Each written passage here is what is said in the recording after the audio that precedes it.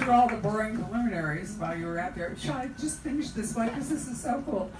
The Encyclopedia Britannica started in Edinburgh 250 years ago. And the gentleman who now runs the whole Encyclopedia Britannica out of Chicago is coming to see us and bringing their 250th and final yearbook with him. And he's going to talk about the whole history of the encyclopedia and so forth. I am really excited about it. It's Tuesday the 11th, because, wait, do I have the dates right? Close enough. Not quite close enough. Ann Hillerman's here on the 10th, so I think he's here the day before. I can't quite remember. Look on our website. Anyway, it's fun to do something really unusual like the Encyclopedia Britannica. And it's even more fun to have Lisa back. Yes. Lisa and I have been together for every single one of her books. Isn't that wonderful? She's going to be talking to you about Island of the Sea Women and all the cool stuff that goes with it. And you are going to need your microphone, which is there on the table. I will move over here and get out of your way. Okay, am I on? You're on. Okay, so actually, since I've been here for every single book, I can tell you that the first time I was here for my first book, and probably by like next 4 books, there were maybe 5 people. So, wow, that's never been true. No. By the time you were here with your 3rd mystery, we had a full house. Maybe. Were any of you here for that? Was the one with the Chinese Ryukyu, the Scepter? The Scepter. One of my favorite books ever. What was it, on the Yangtze River?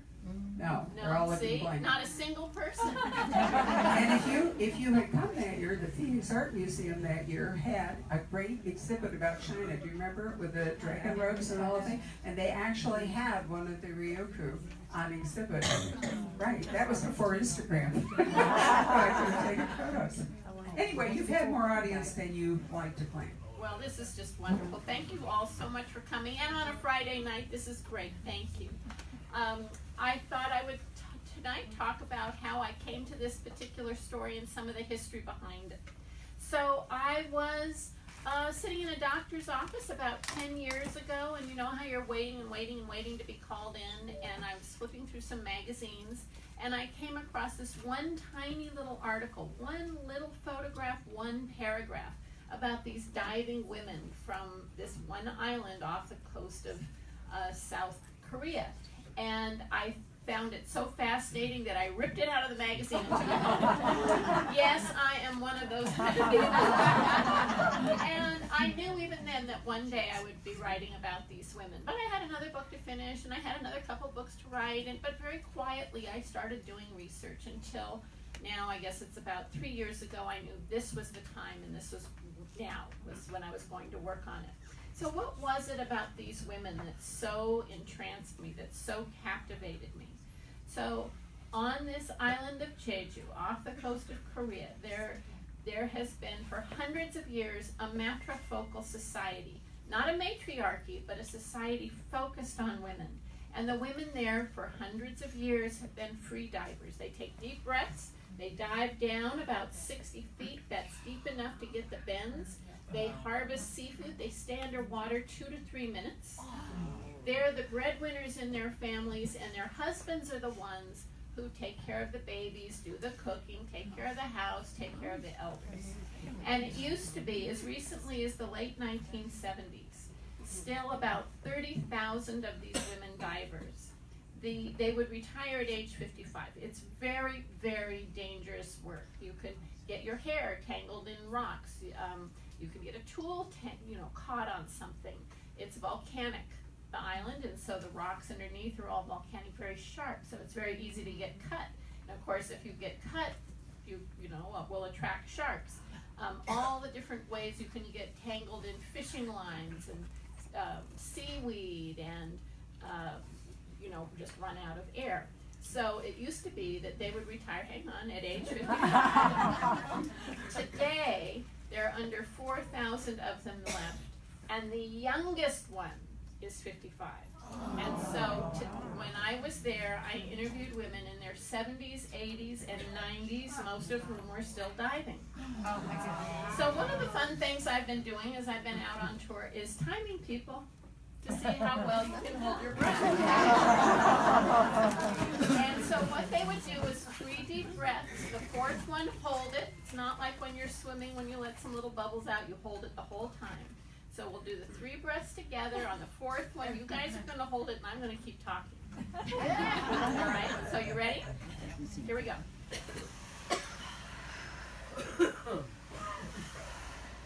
3rd one, 4th one, and hold and start. So not only do these women have this incredible ability to hold their breath and stay underwater for a long time, but they also have the greatest ability of any human group on Earth to withstand cold. So they had this tradition of becoming itinerant workers, and they would go and dive off the coasts of mainland Korea, Japan, China in winter. These are all places where it snows. They would go off the coast of Vladivostok in winter. This is water that's so cold that the only thing that's keeping it from freezing is its level of ice. You're at 40 seconds. Now, if you're laughing, I know you're not holding your breath. Okay, anybody still holding their breath? Okay, we've got a good group still going. So they would hold their breath, and I mean it was so cold that there are stories of women diving off the boat and dying on impact into the water because it was so cold. At 1 minute and 5 seconds. Anyone still holding? A few people. So they have developed these aphorisms over the years, and here are a few of them. Every woman who enters the sea carries a coffin on her back. In this world, in the undersea world, we tow the burdens of a hard life. We are crossing between life and death every day. 1 minute and 28 seconds. Anybody left? 2 people. You guys have a future in diving. Okay, you're still holding? You won. And for that, you win a cookie from Korea. Oh, one man here still. Okay, well, you just down. Are you still holding? Did you give up? All right, so now you get the cookie. Come and get it later. All right, so I'm not going to talk too much about the plot. I do want to say, though, that they say that in about 15 years, this culture is going to be gone from the earth. And UNESCO has given them that designation of an intangible World Heritage tradition because they're going to disappear. So again, not too much about the plot. This is a story of best friends for life. I've written about best friends for life in other books, particularly Snowflower and the Secret Fan. So in this book, it's Young Suk, whose mother is the chief of the diving collective in her village. And so it's expected that Young Suk is going to grow up and take her mother's place. She has a kind of stamp of approval on her forehead. The other one, Meija, is the daughter of a Japanese collaborator. And so she too has a stamp on her forehead, only it's not quite so positive. And there is a saying, we were talking about it in the back room, that's very common there. Plant red beans, raise red beans, in the sense that whoever you are planted as a child, that's what you're going to grow up to be. And so, in my books, I've written a lot over the years about fate and destiny. But this time I'm also really looking at free choice and free will. So, what do you want? Should I just keep talking? Right, but can we go back to the hazards? Because you skipped over my favorite hazard. Okay. I don't know how many of you are fond of apple. Oh, no, that's at the end You're of my talk. coming to that? I'm Oh, gonna okay. come to that. Never mind, I did a spoiler. Bad me. I'm sorry. I don't forget the abalone. Okay. So, of course, I had to go there. And this island is known for lots of things that come in sets of 3. So that one of them is that this is the island of the 3 abundances. The 3 abundances are women, wind, and stones. And so yes, they've got women coming out of their ears, but they also have a lot of wind. And so it's very bumpy coming in, it's very bumpy going out, and many, many flights are canceled. This is because the wind is whipping across hundreds of miles of ocean before it comes up against this volcanic island. And the island is called Mount Hala. The local people call it Grandmother Solmonday. And she's kind of the mother creator, goddess of this island. one of the nice things in this language is that the word for goddess is also the same as the word for grandmother. Or you could say the word for grandmother is also the same as the word for goddess. And so she's the top goddess on an island that's home to 10,000 goddesses. Anyway, when I was first there, I interviewed shamans. I got to meet the grand shaman of the island. He was 4th generation shaman. He talked about the difference between shamanism and Confucianism. Confucius did not have a lot of respect for women, did not care for women. One of his most famous sayings is, when a girl, obey your father; when a wife, obey your husband; when a widow, obey your son. But shamanism has kind of a different view, and one of their sayings is, a good woman will become a good mother. So this isn't about, a man telling you what to do, or, your son telling you what to do. This is about who a woman is from inside, who a person is, and that who you are on the inside then has this kind of repercussions on the people who are around you, including your own children. So it's really all about your own self-identity and who you are. I met the woman who is the top female shaman on the island, and it's her job to go all around the island and do traditions and ceremonies for these women divers. She was an orphan. Her father was killed during what's called the 4-3 incident. I'll talk more about that in a minute. And she herself had suffered from something called soul loss, when you have gone through something terrible, some kind of tragedy, or some death or something like that, in which you're suffering so much that it's almost like your body leaves, your soul leaves its body, and it's her job to help put it right back in. I met a man who was a poet, an elderly man, who, when he was a little boy, saw every boy from the age of 12 to the oldest grandfather in his village, every male above the age of 12 get massacred in front of him. And this was a man who was still, just really suffering to this day, seriously suffering from soul loss. And one of the things he said was, when I think about Jeju, I think about the beautiful scenery. And it is a really beautiful place. It's considered to be the Hawaii of Asia. Honeymooners go there, and it's a beautiful, beautiful place. If you like to golf, I'm sure if any of you men here watch golf on the weekends, believe me, you've seen tournaments that are there, because my husband, whenever there's one, he's like, Lisa, come and see this, it's Jeju, your island. So this man said, when I think of Jeju, I think of this, when I think of Jeju, I think of all the beautiful scenery, but when I close my eyes, all I can see are dark memories. And so then what are these memories? So this island has been considered like a stepping stone throughout history, where other countries have, just come and stepped on it and gone someplace else to invade other countries. And so for about 1,000 years, it was its own kingdom. Then you had the Chinese dynasties, the Manchus and the Mongols, who not only took over all of China, but took this island. The Manchus in particular, who were great horsemen, used this as the place to raise their horses. Then you have 1910, Japan takes it as a colony.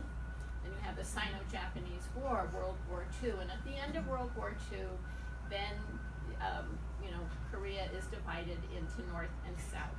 And we, meaning the United States, in our great wisdom, thought it'd be a really great idea to bring everybody democracy. And we know that, it doesn't always work, right? So we said, we want you to have your own free elections. The catch was that we decided who their one candidate would be. And yes, he did win, and he did become just a very violent, brutal dictator. But in the days leading up to this election, there were demonstrations on the mainland, there were demonstrations on this island, but on the island, things started to escalate. And let's just say, some demonstrators threw a rock through a window, and then the police arrested 3 people. And then the demonstrators cut some phone lines, and then the police arrested and tortured a bunch of people. It's just started to escalate until on April 3rd, 1948 was the beginning of a massacre that would last 8 years and kill 30 to 80,000 people on this island. 80,000 people became refugees, 40,000 moved to Japan, and 70% of all of the villages were destroyed. So this was and then to compound all of that, for 50 years you were not allowed to talk about it. So on this island, if you said anything, if you were in your kitchen and someone heard you talking about it, if you said anything publicly, if you wrote something, you could be arrested, sent to jail, killed, and so could your family for 50 years. I'm going to come back to this at the very end. So I did get to go out and meet a lot of these women divers, and many of these interviews were set up long in advance, but I also would just walk along the beach to talk to women. And I think it's fair to say that they do have a particular look. They have spent their entire lives, in the sun, in the wind, in seawater. Their skin doesn't look so great, no Botox there. But they are women, and so they want to look nice, and so they've all dyed their hair like black, black, black, black, black, or bright, bright, bright, bright red. They all have these crazy kind of 1980s permanents.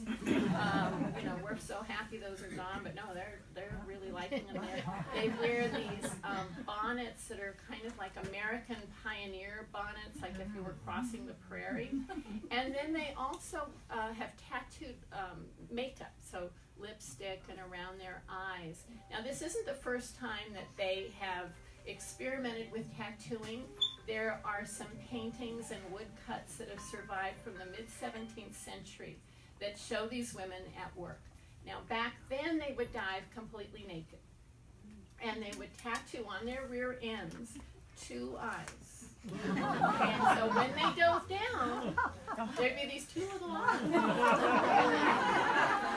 And there's some scholars who say that this is the origin of the mermaid myth, that there were a lot of European explorers coming through those waters in those years, and they, some guy would be out there on the prow, and he'd look out and there'd be some little eyes.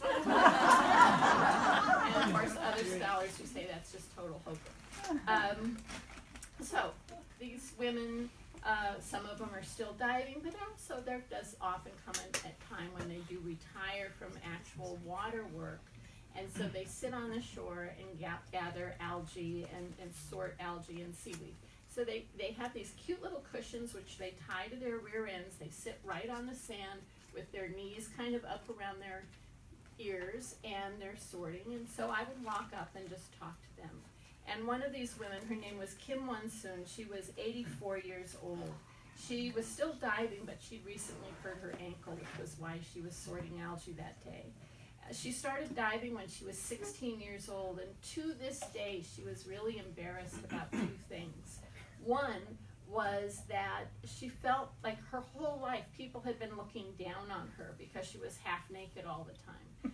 And, there was a time when they were completely naked, then they started wearing little shorts, then they started wearing this little cotton little outfit that you see on the cover of the book, a little homemade outfit that's kind of like a baby's onesie. And yet they were pretty much naked. And so in Asia, it's very conservative about women, particularly in Korea. And so, to even have your arms and legs showing was just seen as something low, really, really low. The other thing that she was really embarrassed about all the way to today was that she'd gotten married when she was so old, 20.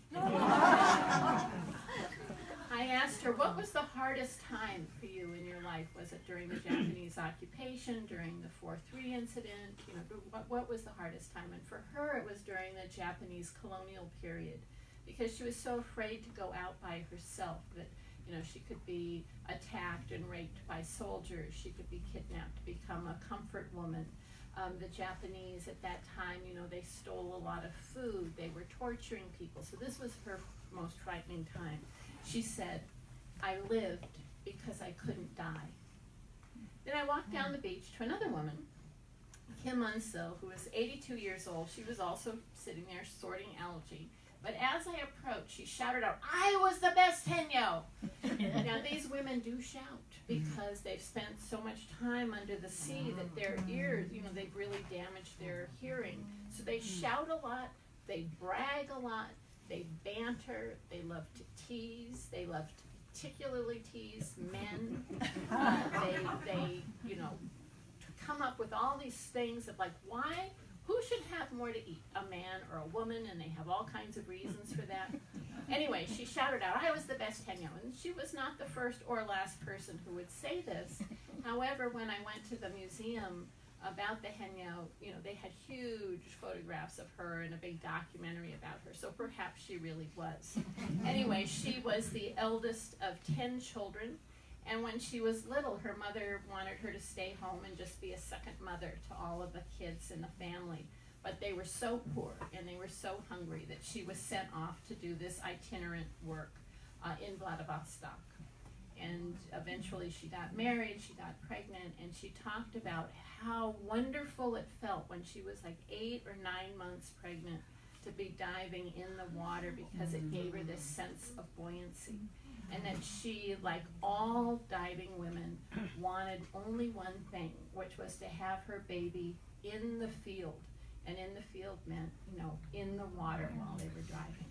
And if you couldn't do it then the next best thing was, in the last hour of labor, to climb up onto the boat, have the baby, and then 2 days later be back in the water.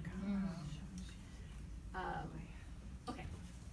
She again, she liked to brag a lot.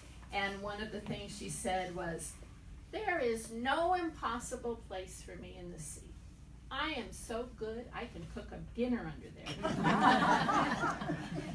Another woman, Cho Uksun, she was 82. She lived in a stone house right on the shore.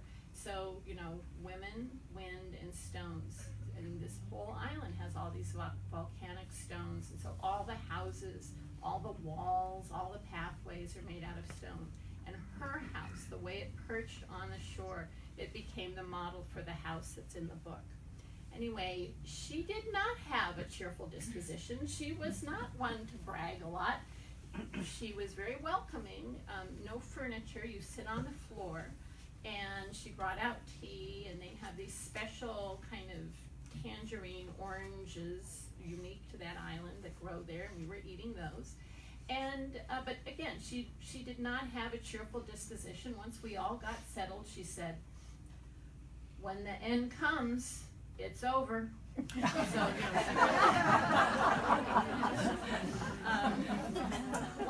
what she talked about when she was 7 years old, and she would get up at 5 in the morning, tie her brother to her back, and then go out and gather, first haul water for the family's use for the whole day, then go back out and find manure that could be used as fuel for cooking and for heating.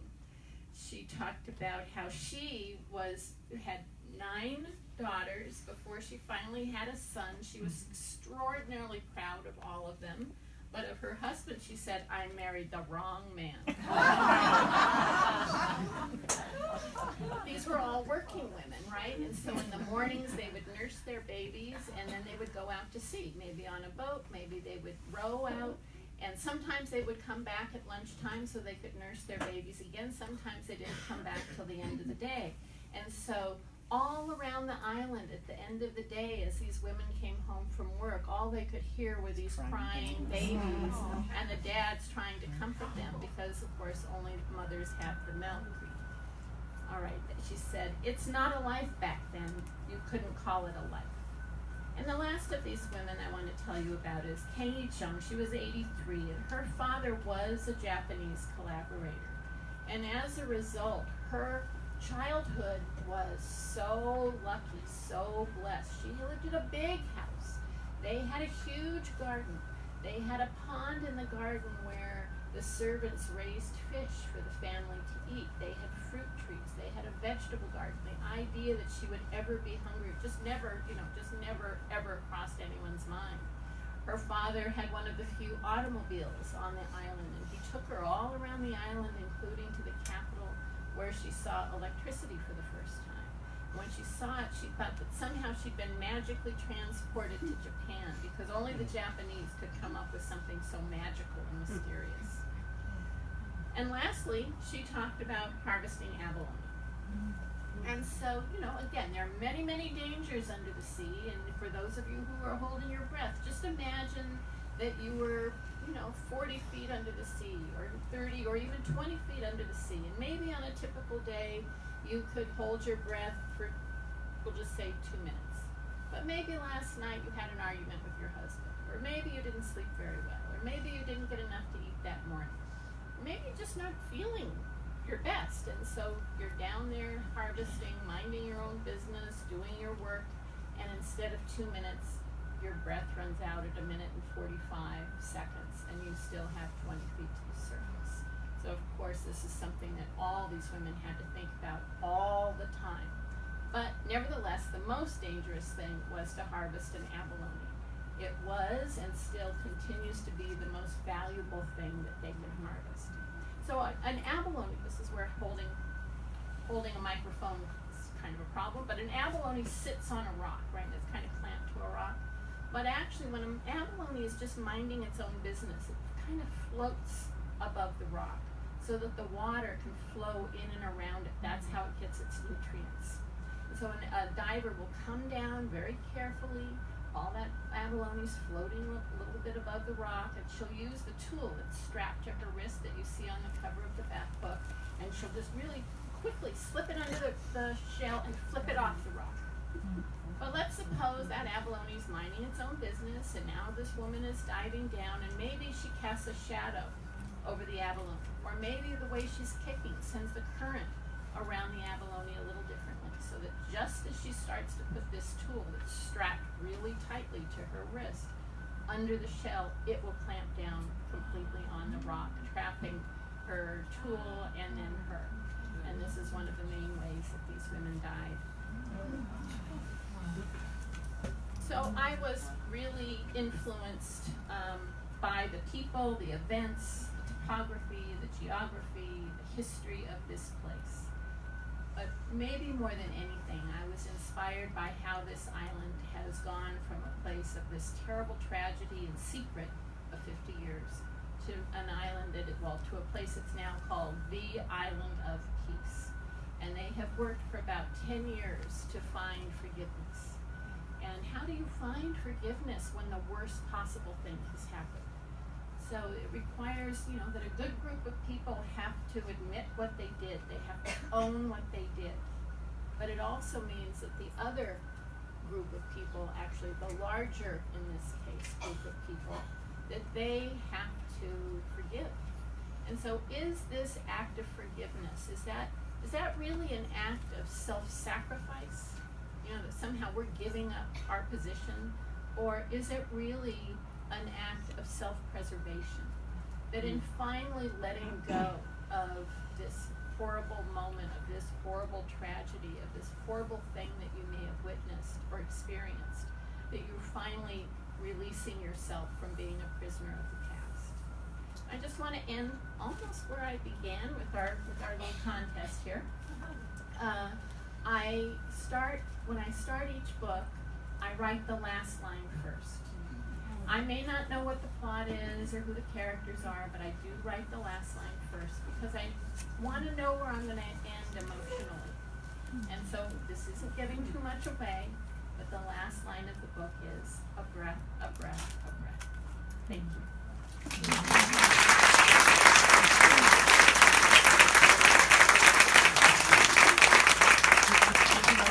Pull up a chair now. Yes, now it's easier for me to sit.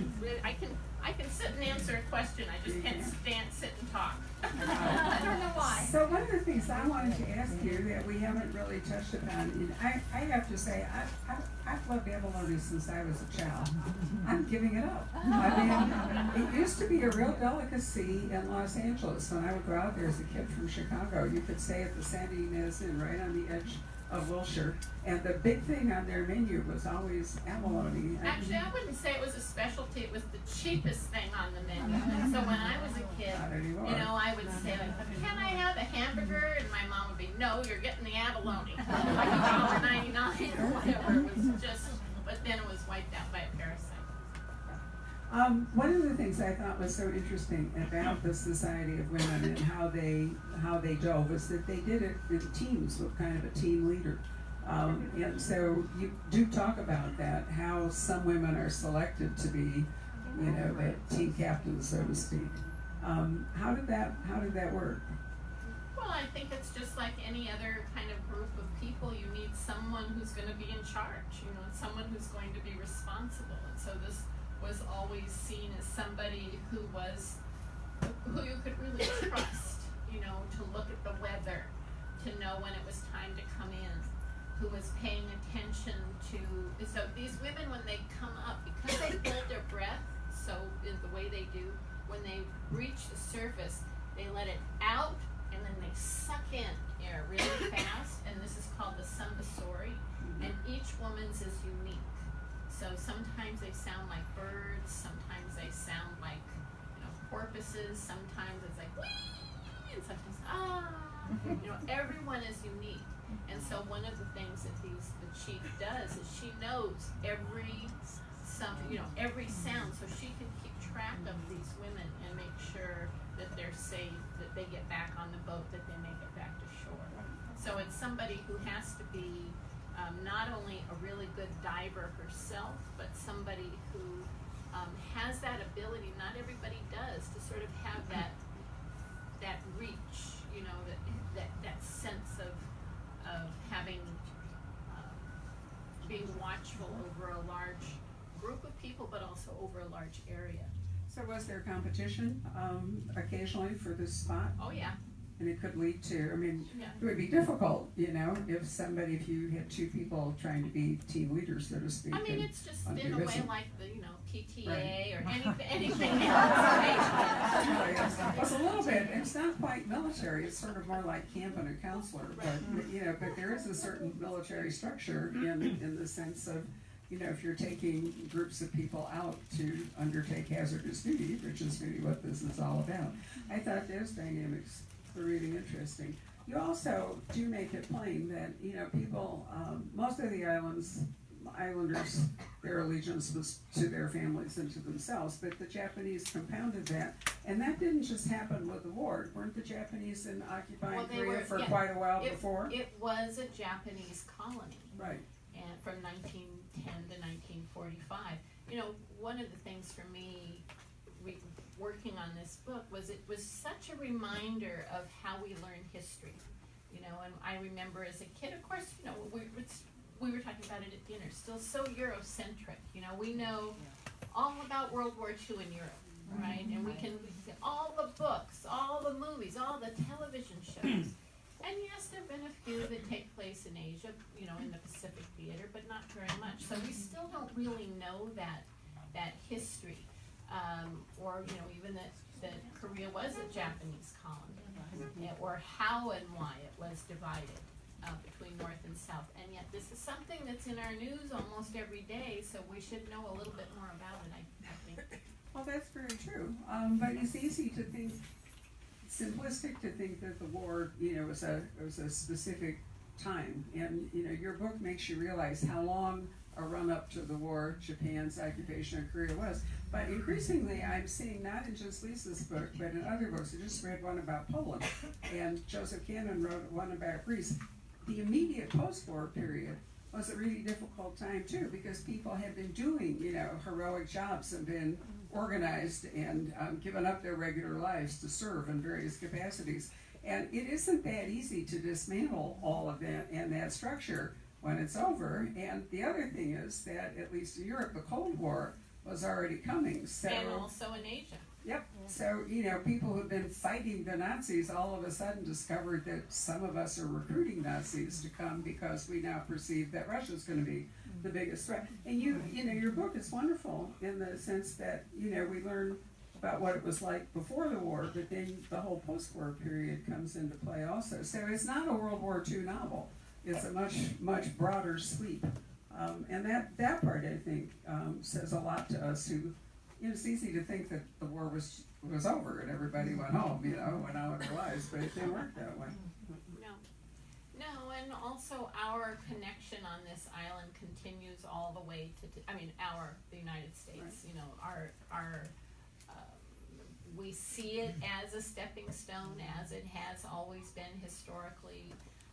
You know, this was a place during Vietnam War for R&R. We have had air bases there. We've had, and you know, there's been for about 15 years an ongoing struggle. We have wanted to have a naval base. They don't want us to have a naval base because of some of the history that happened in the past. And so, you know, this is stuff that continues all the way to today. So are you thinking of, you know, what is your primary interest in writing books? It's not particularly Asia as much as it is about women and women's stories. Yeah, I mean, I know I've said this so many times, but it's true. I'm interested in women's stories that have been lost, forgotten, deliberately covered up. In this case, it wasn't a secret. I mean, Right. you know, there've been, maybe you saw a little segment on them during the Olympics. There was a piece, and you know, there have been on 60 Minutes. I've never seen that one, but I know that they did something on the divers on 60 Minutes. So it's not like it's been forgotten or anything like that, but it is going to disappear. And to me, these moments in history where women have done something truly extraordinary, you know, so often we hear about women in the past. There were no women writers, there were no women historians, there were no women architects, there were no women chefs. There were women, but you know, they didn't do anything. And yet they did, you know, they really did. And I want to find those stories and celebrate them. And I just get really inspired by the courage that women have. You know, I know with the last book, with Tea-Girl of Hummingbird Lane, you know, I talked to a lot of book clubs on Skype. And one of the things that comes up in every discussion about that book is, how could that have started in 1988? I mean, how could that be that they didn't have electricity and they didn't have running water, and that's how they felt about babies and twins, and you know, but we have to remember where and when we live and how extremely lucky we are. And you know, it's been since the Civil War since we've had a war on our soil. So that's just like one little piece of it, but just in general, the quality of our life is so, you know, it is just much better than in most parts of the, you know, of the rest of the world. So were you inspired in part by On Cold Mountain? Do you all know about Lisa's first book, On Cold Mountain, which is based upon her own family story? You might mention it again for a minute. Yeah, well, I see some people nodding. Yeah, so this was the first book that I wrote. It's a nonfiction book that looks at the history of the Chinese in America through the eyes of my family. And I think that one of the things that happened with that was I, you know, had been out kind of interviewing people in my family, and in the beginning for like the first 2 years, I just thought I was going to write up one of those Christmas cards people do, you know, and just would have in one place like all the names, all the dates. Things got out of hand. And along the way, every once in a while, I would just have a question like, well, why couldn't my great-grandparents be legally married in California? Why couldn't they own property? Why did they move from Sacramento to Los Angeles in the year that they did? Why did they go back to China in the years that they did? And I got jury duty. And this was back, I don't know how it is here, but in California, it used to be that you would go and sit in the jury pool room for 2 weeks. And, you know, maybe you were called in to a jury, maybe you weren't. And so I went to UCLA, and I checked out every single book that they had on Chinese American history, all 5. That's all that there was back then. And I took them with me to the jury pool room, and on the first day I got an answer to one of my questions. And it just really hit me that history is something that happens to real people. You know, and we tend to think of history as like that front line of history of wars and dates and presidents and generals and prime ministers. But if you take one step back, you know, off that front line, who's there? It's women, it's children, it's families, and they're there every single step of the way. It's just their stories are often not told. And so again, you know, history is something that happens to individual people. And you know, let's just think of all the thousands thousands of books that have been written about the holidays.